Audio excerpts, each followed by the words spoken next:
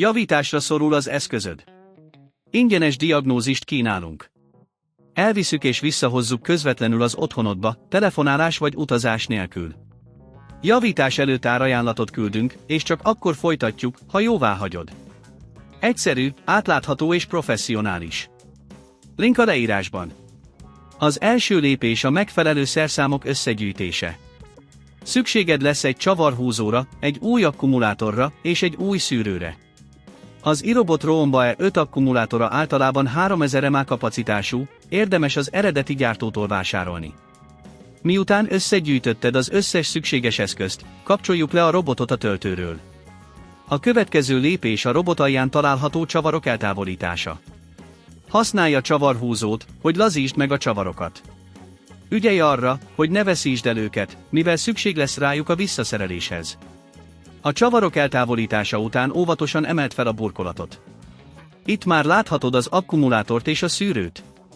A régi akkumulátor eltávolításához egyszerűen húzd ki a csatlakozót, majd emeld ki az akkumulátort. Most következik az új akkumulátor beszerelése. Helyezd az új akkumulátort a helyére, és csatlakoztasd a vezetékeket. Ezt követően a szűrő cseréje következik. A szűrő eltávolításához egyszerűen húzd ki, majd helyezd be az új szűrőt. Fontos, hogy a szűrő jól illeszkedjen a helyére. Ha úgy érzed, hogy ez túl bonyolult, ne felejtsd el, hogy házhozszállítást és átvételt kínálunk otthonodból, így nem kell aggódnod a bonyolult cserék miatt. Most, hogy mindent visszahelyeztél, ideje rögzíteni a burkolatot.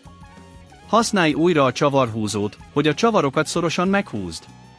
Ez biztosítja, hogy a robotporszívód megfelelően záródjon, és ne legyenek részek, amelyek kilazulhatnak használat közben. A karbantartás során érdemes a robot belsejét is megtisztítani.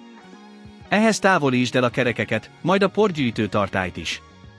Tisztítsd meg a szenzorokat és a motor körüli területet, hogy a porszívó mindig optimális teljesítményt nyújtson. Ha nem szeretnél vele bajlódni, és inkább szakemberekre bíznád a feladatot, emlékezz, hogy professzionális diagnózis kötelezettség nélkül is elérhető.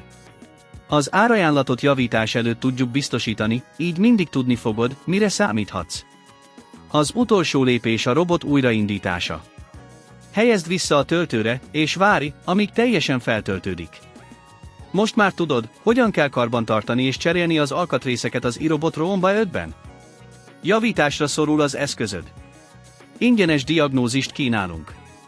Elviszük és visszahozzuk közvetlenül az otthonodba, telefonálás vagy utazás nélkül. Javítás előtt árajánlatot küldünk, és csak akkor folytatjuk, ha jóváhagyod. Egyszerű, átlátható és professzionális. Link a leírásban.